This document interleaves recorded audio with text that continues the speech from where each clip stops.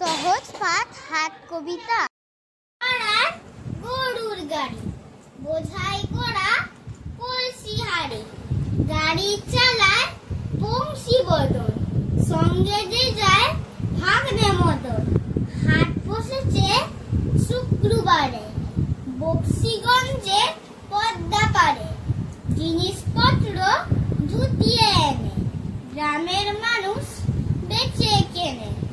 উচ্ছে বেগুন পটল মূলো, বেতের বোনা ধামা কুলো।